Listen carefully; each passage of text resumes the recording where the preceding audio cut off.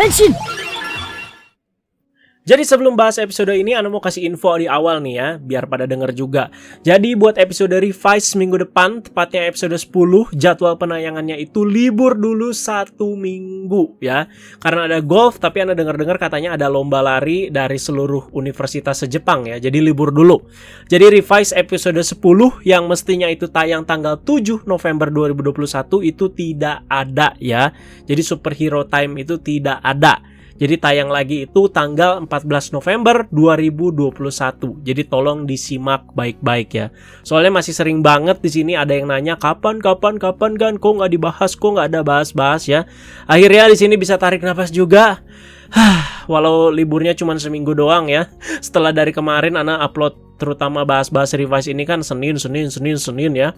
Menurut Anda sih kurang lama ya golf atau larinya ya. Mending 3 minggu sampai sebulan aja sekalian tuh golfnya ya. Biar pada sehat kan ya.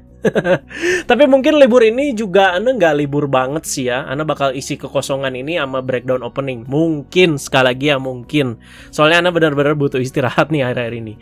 Jadi udah jelas ya infonya soal ini teman-teman. Jadi langsung aja kita bahas Kamen Rider Revise episode 9.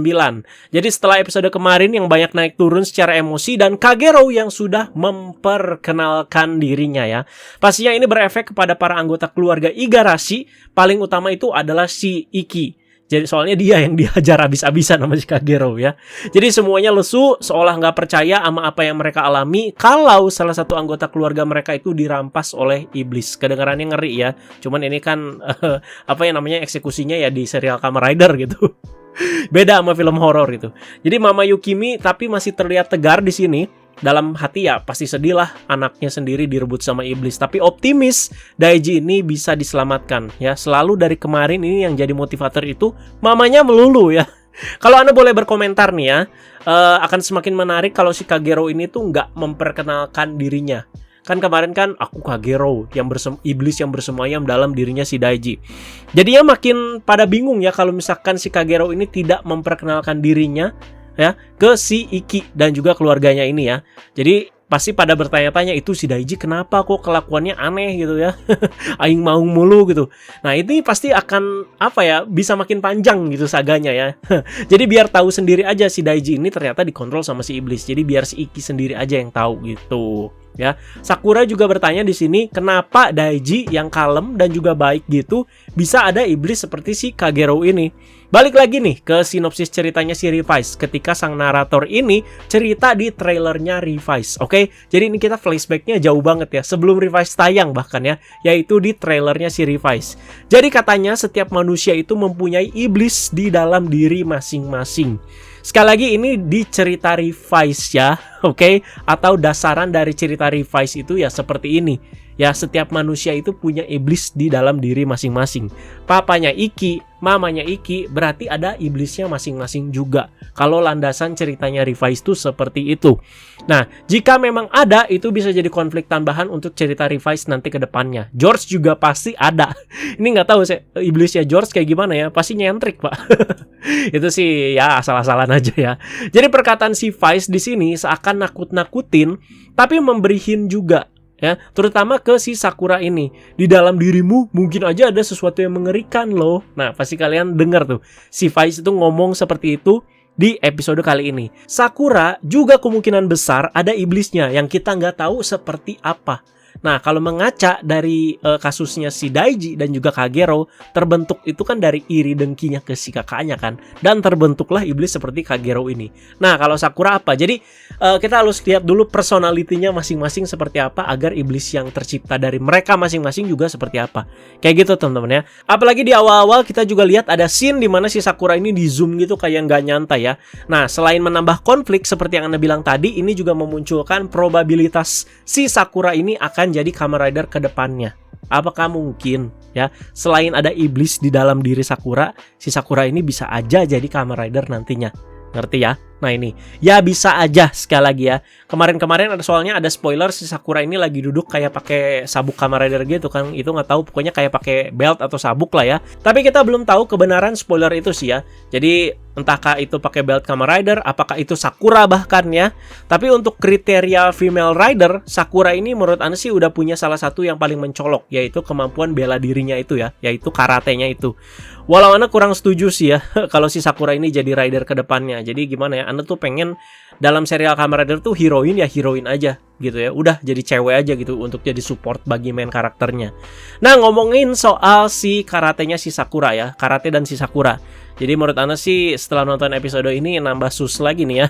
Yaitu temannya si Sakura di kelas karatenya yang selalu ngajak ngobrol dia. Ya, ini anaknya si bapak yang nguping kemarin di penginapan bukan sih ya? Soalnya Ana inget nih, soalnya dia ada tai lalat di pipi kirinya. Kalau bener ya pasti di sini ada sesuatu. Apalagi gimmicknya juga agak-agak aneh pas ngelihat si Sakura di bagian episode ini. Ya, coba kalian lihat lagi deh. Gelagatnya juga si Sakura menurut Ana di episode ini juga kayak cemas berlebihan sih ya. Nah, Furio juga seperti nggak terlihat lagi. Jadi kemarin mungkin penguntitannya ke Sakura menurut Ana sih berasa wasted ya, kalau emang udah beres pas dia menampakkan diri sebagai salah satu big boss dari Deadman ya. Jadi panjang juga ya ngomongin soal Sakura ya di sini ya. Padahal cuman gara-gara begini begitu tapi bisa panjang teori-teori kita. Nah, itulah dia. Oke, kita lanjut bahasannya ya. Di episode ini ada 3 guest spesial ya. Mereka itu berperan jadi orang yang suka nipu-nipu di sini dan dilabrak Kagero untuk memunculkan Deadman. Jadi ada si Mr. Super Sentai ya, Akahiro Matsumoto, ada si Kajiki Yellow juga ya. Padahal Anda baru kemarin nonton dia di channelnya si Yosuke Kishi, Sukiyaki laki-laki ya. Ternyata jadi guest di Revise ya. Terus sama Mbak Mizuki Saiba ya, dari Kira Major ya. Ini guestnya Sentai semua. Jadi setelah ngelabrak si Aguilera di episode kemarin, si Kagero ini tapi masih bekerja sama dengan para Deadman ya. Jadi Aguilera sih di sini masih sebel, tapi si Ortega di sini yang ngasih kesempatan ke si Kagero. Jadi para Deadman di sini jelas tujuannya itu mencari tumbal untuk si Tuan Gifu. Kalau si Kagero ya pasti ada tujuan lain lagi. Nah, jadi mereka masih kerjasama tapi ada tujuannya masing-masing ya. Phoenix juga mempunyai tugas untuk segera menyingkirkan si Evil aka Kagero ini. Karena takut kabar Kapten Phoenix jadi evil itu tersebar ke si publik ya. Phoenix kan juga organisasi yang melindungi masyarakat dari para Deadman ya. Jadi wajar lah kalau netizen itu kalau misalkan mereka tiba-tiba tahu gitu ya, loh kok Kapten Phoenix jadi jahat gitu. Jadi tercoreng lah nama si Phoenix ya, makanya harus diselesaikan masalah ini tuh secepatnya gitu ya. Hiromi Kadota sih udah jelas ya di sini udah tanpa ragu lagi ingin menyingkirkan si Kagero ini. Dimana di episode kemarin juga dia nafsu banget pak. Jadi base alasannya kalau kalian masih inget juga karena si Kadota ini merasa bertanggung jawab atas kasus si Daiji jadi si evil ini ya. Jadi agak dikomporin sama si George juga sih kalau Anda lihat. Sedangkan Iki ya jelas ragu lah ya, masa mau musnahin adik sendiri ya. Pasti dilema dia. Alasan George ngasih belt ke Daiji juga katanya dia tuh ngelihat si Daiji itu kesal tiap lihat si Iki itu bisa make Revise Driver. Reasonable juga karena dia juga udah gagal make drivernya di episode pertama. Jadi George itu cuma ngebantu doang katanya ya. Tapi ya, apakah tujuan George juga bisa aja ngetes Daiji? Jadi sebenarnya kita juga mempertanyakan tujuan si George ini kan, ngapain sih dia gini gitu kan? Apakah bisa si Daiji ini tuh menaklukkan si Kagero dan mengeluarkan potensi maksimal dari si Two Side Driver yang sebenarnya itu adalah si Kamen Rider Live? Ya, mungkin aja ya itu ya. Kita kesampingkan dulu soal teori dan juga cerita-cerita karena menurut Anda poin plus paling menonjol di episode ini tuh bukan itu, tapi actionnya. Anda udah kasih info kemarin kalau episode ini tuh action directornya akan ditunggangi oleh si Koichi Sakamoto ya. Jadi pastinya kalian akan melihat ada yang berbeda dan berasa lebih wah dari si actionnya ini ya. Dari segi actionnya ini. Dari yang simple aja nih teman-teman ya. Pas Kagero ngelabrak si 3 orang tadi, yang 3 guest Super Sentai ini, sampai ngedorong, ngepelintir, dan juga nampar, itu udah jelas itu arahannya Sakamoto. Ya, bahkan begitu aja di direct sama dia ya. Action pertama di episode ini juga dimana si Iki dan juga si Kadota ngelawan kroco-kroco si Gifu Junior sama si Brachio Deadman. Kalian lihat, terutama si Iki ini berasa jadi lebih keren di episode ini ya.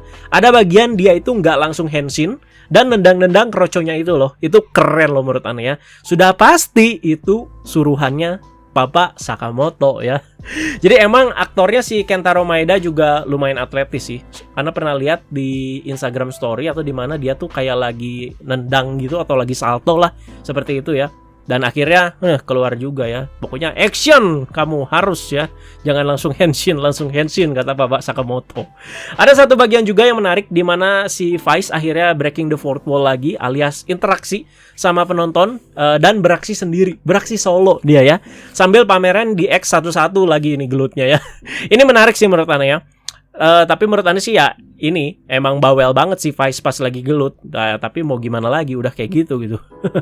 Dan di sini muncul juga genom baru yaitu Kamakiri Genom based on Kamen Rider Gaim ya. Jadi Oretachi on stage di situ, soundnya juga.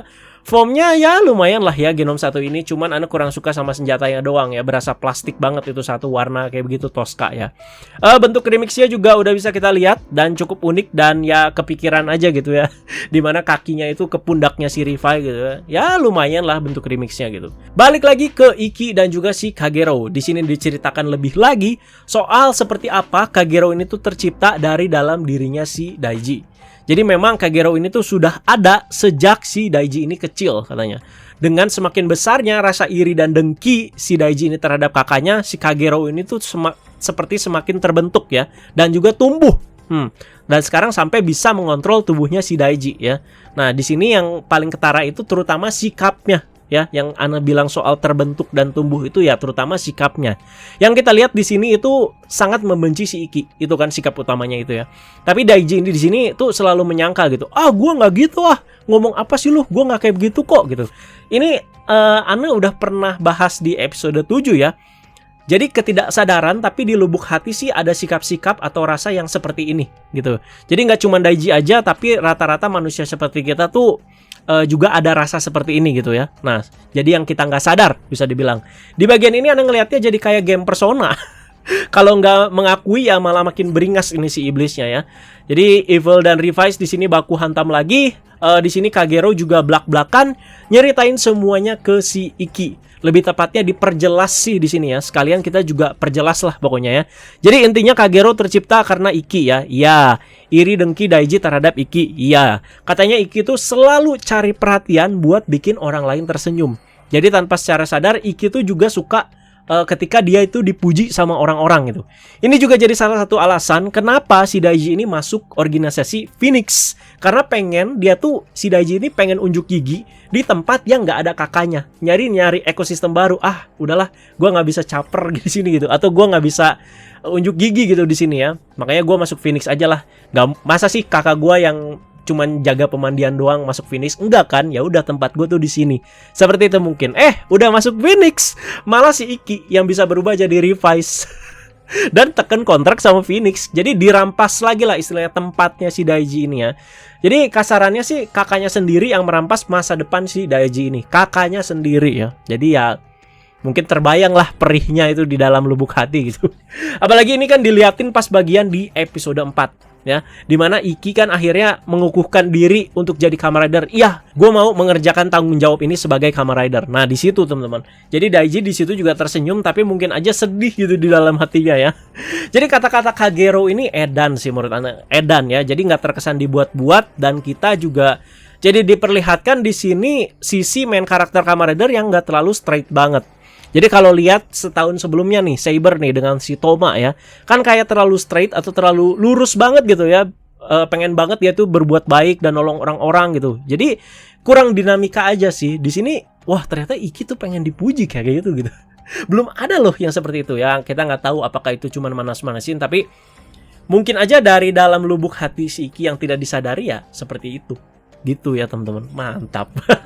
Dan Anda masih suka sih dengan fighting stylenya si Kagero ini, si Kamen Rider Evil ini yang masih benar-benar agresif banget ya. Apalagi Sakamoto yang ngarahin berasa makin edan pak. Demons juga akhirnya keluar genomicsnya dengan pakai Mogura Vice-Tam ya. Kemarin kan Anda lihat reviewnya ini di channel Bandai si Demons Driver ini. Kayaknya si Demons ini bisa pakai lebih dari satu genomics ya, kayaknya ya. Jadi nanti bisa aja full genomics tuh satu badan, tangan kiri, tangan kanan, kaki gitu. Bisa aja ya, bisa aja. Jadi kayak Kamen Rider Bird dengan mode birthday-nya. Jadi sekali lagi ini beltnya belum rilis ya teman-teman ya. Masih tahun depan. Premium Bandai dan harganya 2 jutaan. Oke? Jadi langsung sekalian kita bahas preview episode minggu depan ya. Jadi untuk episode 10 nih. Jadi Kamen Rider Live bakalan muncul. Ini sorry ya kalau Anda masih salah pengucapan, entah live entah live ya. Ya soalnya ngedenger live itu kayak agak aneh aja, tapi kita tunggulah seperti apa. Jadi kalau misalkan pas Anda di Tokusatsu kemarin agak salah pengucapannya, minta maaf ya. Jadi kita nunggu ofisialnya ya. Jadi pokoknya Kamen Rider Live di sini bakalan udah muncul. Jadi ralat juga ya, pas Tokusatsu kan Anda ngomongnya episode 11 munculnya, tapi ternyata episode 10 udah mau muncul. Nah, untuk prosesnya kalau boleh nebak-nebak ya, mungkin bakal mirip game Persona lagi ya. Ini ngomongin Persona lagi nih. Dimana Daiji ini akan mengakui sikap-sikapnya ini ya, soal iri dan dengki dan segala macam ya. Mengakui si iblis Aka Kagero ini itu emang bagian dia juga. Nah, setelah mengakui dan akhirnya si Kagero ini akan jadi kekuatannya si Daiji ya. Dan seperti kayak ya jadi kekuatan sejatinya atau kekuatan sebenarnya, yaitu jadi Kamen Rider Live ya. Jadi sudah berdamai si Daiji ini dengan si Kagero, udah mengakui semuanya gitu. Kalau di Persona ya setelah proses-proses seperti ini ya si Shadow-nya ya jadi Persona gitu, jadi kekuatannya gitu kan. Jadi memang kalau mau menarik ya kita jangan berharap wah cuman Iki aja nih yang bisa nyelamatin si Daiji. Tapi menurut Ana sih di sini Daiji sendiri juga harus berjuang dong ya. Jadi nggak cuman bisa ngandelin kakaknya nunggu doang nih gua diselamatin nih gitu. Tapi dari dalam diri dia juga harus berjuang gitu. Ya itu teman-teman yang mengakui yang ternyata iblis itu adalah bagian dari dia juga gitu ya. Jadi kita tunggulah prosesnya seperti apa dan apakah benar seperti yang dibilang Kagero, Daiji itu udah nggak ada katanya. Nah, kita tunggu aja teman-teman. Oke, jadi 1 minggu lagi ya, sabar ya. 2 minggu lagi berarti ya. Luar biasa. Jadi menurut Anda ya itu sih, episode ini ya sebenarnya nggak terlalu gimana banget, tapi actionnya lumayan lah. Tapi nggak buruk-buruk amat juga gitu. Jadi tetap pada realnya gitu, tetap pada real ceritanya gitu ya, masih nggak ngalor ngidul, oke? Jadi kalau misalkan ada hal-hal yang menarik teman-teman ya, silakan kalian komentarin di bawah. Kalau misalkan ada salah dan apapun ya kalian koreksi ya juga di kolom komentar bawah teman-teman ya, tambahin aja. Soalnya Ana jujur setiap bahas ini agak kewalahan juga, agak gimana ya, bukan kewalahan tapi lebih berpikir tuh, aduh masih ada yang kurang nggak ya bahasan gua gitu. Soalnya serius, revise ini tuh detailnya luar biasa banyak ya. Jadi kalau misalkan ada yang kelewat ya tolonglah ditambahkan dan dimaklumi aja ya. Dan please jangan cari-cari kesalahan. Anda selalu bilang itu kalau ada yang salah koreksi ya, koreksi bukan dicari kesalahannya. Kok lupa ini kan, kok lupa itu kan. Nah, jangan seperti itu ya. Jadi lebih sehat lah teman-teman ya, biar kita diskusinya juga enak. Gitu aja teman-teman. Sampai jumpa berarti di episode 10 dan ditunggu breakdownnya juga teman-teman. Anda masih dalam proses juga, ini takut ada yang salah atau gimana ya. Jadi biar kita juga enak bahasnya ya. Ya udah gitu aja teman-teman. Terima kasih banyak sekali lagi teman-teman. Jangan lupa like, share, dan subscribe. Follow Instagram Anda di @rezaalexandre dan juga di Agan Reza Plus, dan juga ada TikTok @rezaalexandre. Oke. Bye bye guys.